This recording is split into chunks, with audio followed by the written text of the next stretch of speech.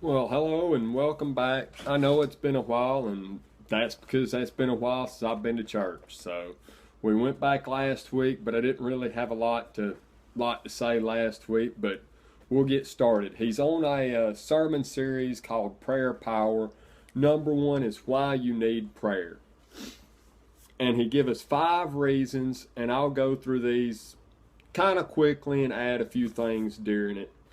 The first thing is draining relationships, meaning you've just got people around you that they just always seem to be down about everything. Everything in life is always depressing them. And when you're around these kind of people a lot, it just drains you. And you need to pray to get yourself built back up and to put on the armor of God so these people that are draining just the life out of you don't just continue to do it, and so you can have your life back. Number two is unfair comparisons. There's always somebody that's got something better than you. There's always somebody that you're going to seem like their life is better than you. And with Facebook, Twitter, and Instagram, everybody's always posting the good in their life. They posting these pictures of them going on vacations, out riding in their boat, and you're like, oh, I'm such a loser. I want a boat. I want this. I want that. Well, you've just got to remember, not everybody is going to have the same things, and just pray and be thankful of the things you have. God made you to be you, not your neighbor. Just because your neighbor's got some things you don't have, that doesn't mean he's any happier than you are. Be happy with what you've got. Number three is busy schedules. Everybody's busy. First off, you got a full-time job, you work 40 hours a week. Then you come home and you've got all this stuff to do at home. You've got grass to cut. You've got homework to do with your kids during school. You've got them going to all of these practices and everything. And then if you're active in your church, you've got practices to go to at church. You've got to get yourself to church. And if you're not careful, the thing you're going to leave out of your busy schedules is God. And God needs to be the first thing you put in your schedule. You need to get up and pray. You need to be with God all throughout the week, not just on Sunday. And if you can, you need to try and make it to church on Wednesday nights and any other time you can make it to church. Number four is unrealistic expectations. You think you should be able to do things that you can't do. You think you should be able to take these trips that you can't take. You think that you should be able to do everything everybody else should do. And not everybody's the same. Not everybody can do everything. And then the last thing, and this is the biggest thing, is spiritual warfare. You've got to pray to get yourself ready for a war against you, your Christianity, and against God. If God's on your side, who can be against you? If God is with you, who can be against you? And as long as you pray, as long as you stay in the Word of God, God will be with you. God will help you through everything. And God will make everything seem better.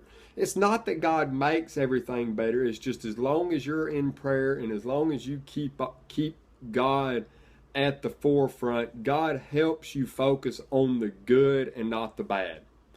Because it's all about, everybody has bad things in their life. I mean, there are people out there that you would think have everything, and they have killed themselves. They have turned against everybody. They are depressed for whatever reason. Just because you don't have something doesn't mean your life is just awful. So just remember, you need to pray. You need to get with God and just be happy about what you have, where you are in life, and what's going on with you. Don't worry about what someone has that you don't have. Really you need to worry about what you have that someone else doesn't have. And that's really more important than what you want and what someone has that you don't have. It's more important to look at what you have that someone else doesn't have, and be happy about what you've got and share what you've got with other people.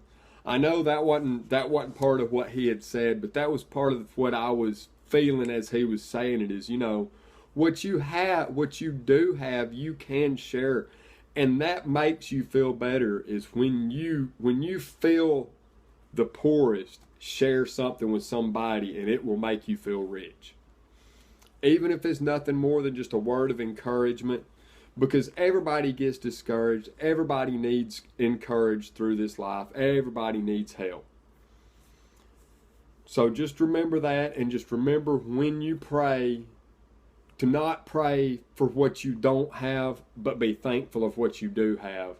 And pray for God to help you have the wisdom to see where you should be and what you should be looking for. And that's all I've got for this week. I'll see y'all next week, because I should be back into this, be back into the weekly vlogs, or the weekly uploads. It's easy during the summer when the kids are out of school and everything to just get lazy about it, not be going to church, not even when I do go to church, not doing these uploads. So I will see y'all next week, and I'm going to try and start posting something else during the week, but I've tried that before, and I don't get but maybe one or two of them until my mind just goes blank. I mean, I know I'm sitting here telling you how to do things, and I'm preaching to myself. When I'm talking to this camera, most of this is things I'm telling myself to do. And that helps me, and I hope it helps you too. But y'all have a good week, and I will see y'all next week.